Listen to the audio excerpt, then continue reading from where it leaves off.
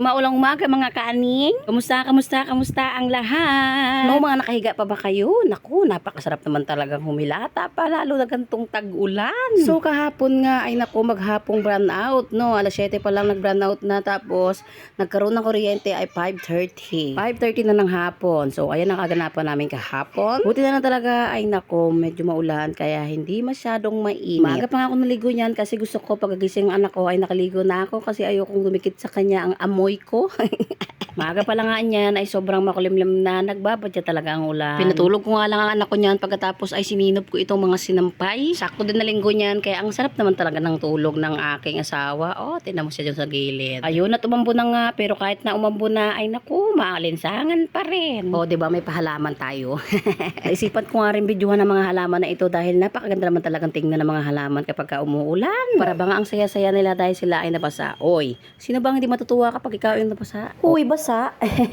Alam nyo guys, cute naman talaga ako sa anak ko kapag kinakain niya ang kanyang daliri. Pagka insta kasi siya ay parang dyan niya binubuhos ang inis niya. Pagka ikaw talaga ay naging magulang na, no, parang ang mga anak mo na lang talaga ang pinakamaganda at gwapo sa paningin mo.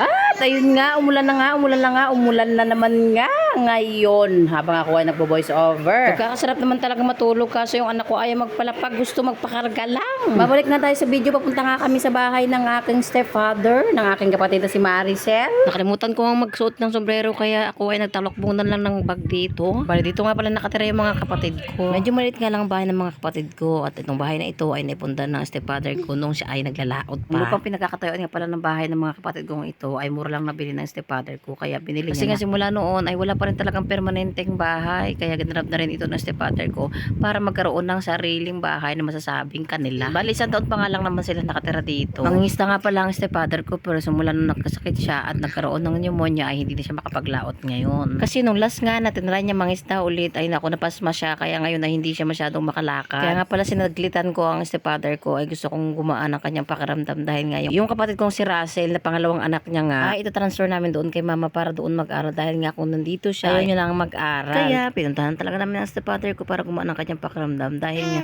first time niya na mawawali sa kanya ang kanyang anak na si Russell. Kung ako nga lang ayoko talaga sana na magkakahiwa-hiwalay kami kaya lang ganun ang desisyon niya kaya okay na rin. Alam nyo guys, kung magkukwento pa ako sa inyo ay naku, maubos talaga ang buong maghapon. Kasi nga ang buhay talaga namin magkakapatid ay parang pang MMK. Pero ang mahalaga lang naman doon ay mahal namin ang isa't isa at never naming naisip na magkakaiba ang aming ama. At hindi man kami nagkaroon ng kompletong pamilya, pilit naman namin pinupunan ang mga kulang sa bawat isa. Hindi ba napakadrama naman talaga? Kaya naman ganoon na talaga ang pagsisikap ko dito sa reels kasi gusto ko rin talaga matulungan ang aking mga kapatid. At the same time ay nakakapag-alaga rin ako ng aking mga anak. O diba narinig niyo yung boses ng anak ko kasi nga nagbo-voice over ako, hawak-hawak ko siya.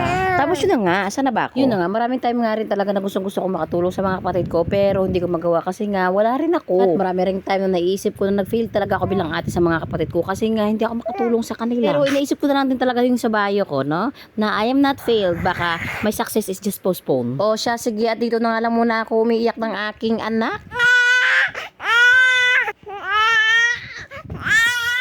Oh, di ba nagagayatan talaga siya? Babosh, nga muna tayo. Maraming salamat sa panonood nyo. Ingat, babosh. Love you.